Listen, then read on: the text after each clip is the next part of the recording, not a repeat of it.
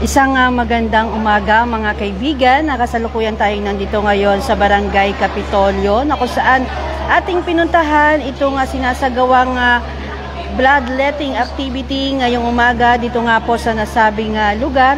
At dito mga kaibigan, katuwang ng Barangay Council ng Barangay Kapitolyo ang Serving Hearts dito sa kanilang isinasagawang bloodletting ngayong umaga.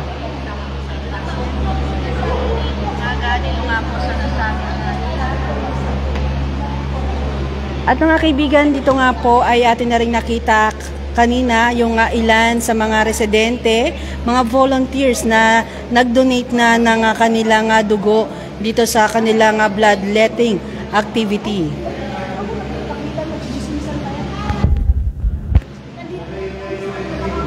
Mag-donate na po kayo, punta na po kayo dito. Dito po kami sa Kapitolyo. Mag-aantay po kami sa inyo. More donors, more dugo, more na makutulungan tayong marami. Mama, good morning po. Ma'am, pangalan po nila. Hello po, good morning po. Ako po si Mila Akad, from Pasig po, ng Serving Hearts po. Ma'am, ito po ang ginagawang bloodletting ngayong umaga. Ano po ba ang kailangan ng isang donor bago makapag-donate?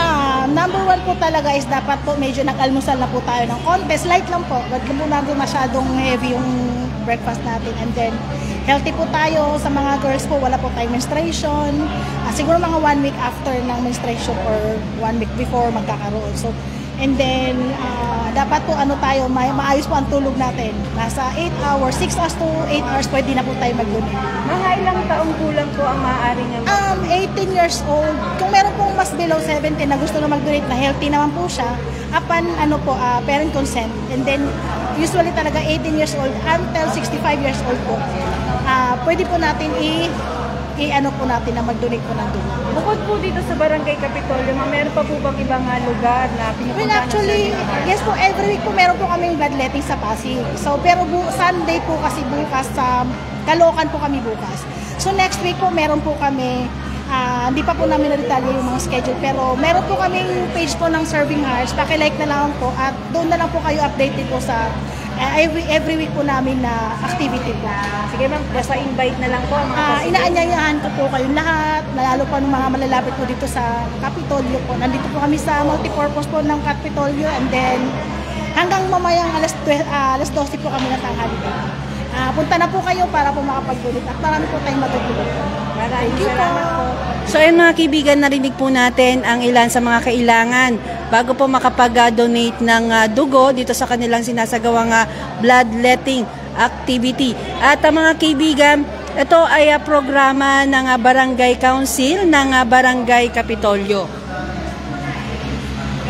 At dito nga po katuwang nila ang Serving Hearts sa kanilang aktibidad ngayong umaga.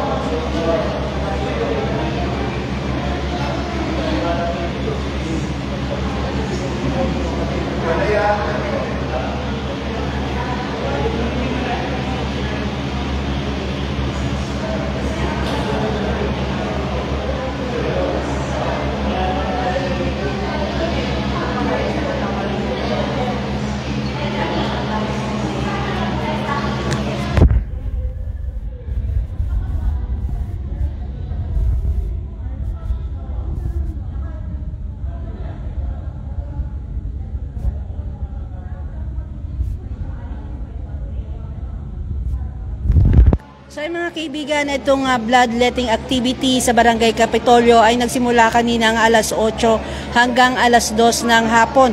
Itong kanilang bloodletting activity. Sa mga kaibigan, natin na rin kapanayami ng isa sa mga Barangay Council ng Barangay Kapitolyo.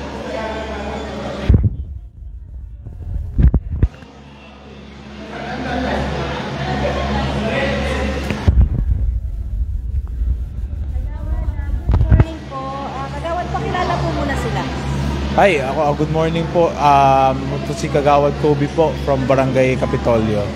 Kagawad, ito po bang bloodletting activity? Mga ilan po ang inyong nais na makapunta dito o baka mag-donate? Well, we're hoping sana maka 100 plus po sana tayo based sa announcement po natin. No? So, pero kasi we do understand yung iba po nating mga dapat na donors like our barangay employees mga high blood, so mga hindi na-qualify. So sana yung makanood po na gusto po mag-donate, punta lang po kayo. Meron naman po tayong free na bigas na maibibigay from the office of Congressman Roman Romulo. So maraming pasalamat po kay Congressman Roman Romulo sa binigay na libreng bigas po para sa ating mga donors, no. So yun lamang po, sana makapag-donate pa po yung ibang mga residente. Ito ibang, hopefully may ibang viewers po ninyo, no? So kung kahit hindi man po dito, kung magkaroon man po na ibang donation drive ang ating Serving Heart sa Pasig, dahil masipag naman po sila sa Pasig, sana po makapag-donate po sila.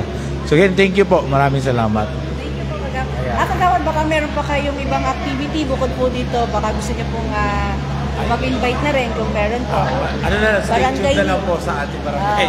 Kasi hindi ko pa po sigurado yung date. So, pagka once na meron naman po, ano na lang po sa amin, public information. Thank you po ulit, Kagawad. Maraming salamat. So, mga kaibigan, narinig pa rin natin ang panayam ng isa sa mga kagawad ng Barangay Kapitolyo na magtungo lamang po dito sa kanilang multipurpose na kung saan nagaganap itong bloodletting ngayong umaga. Kaya Pin Cruz Rojas Paison, siya po ay may pagbati para sa ating Kagawad Kobe na happy birthday. So ayan, happy birthday po Kagawad Kobe. At ito po ay isa sa mga programa ng Barangay Council ng Barangay Kapitolyo. Kaya inaanyayahan po mga taga Barangay Kapitolyo na magtungo lamang dito sa kanilang multipurpose na may nagaganap na bloodletting activity ngayong umaga.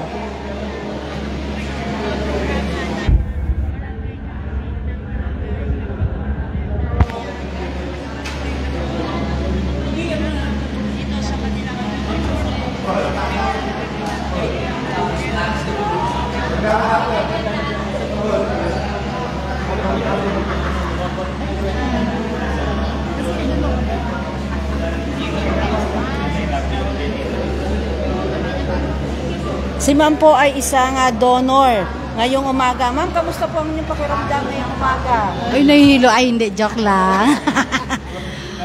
Masarap ang pakiramdam makakapag-donate ng dugo. Makakatulong ka sa ibang tao na nangangailangan. Ganun lang po. Yan ma'am, baka gusto niyo pa rin mag-invite ng taga-barangay Kapitolyo ng Pasigueño na magtulong dito. Mamaya invite namin kung gugustuhin. Ipag-ano ko. Ipopost ko yung picture ko para mainganyo din sila.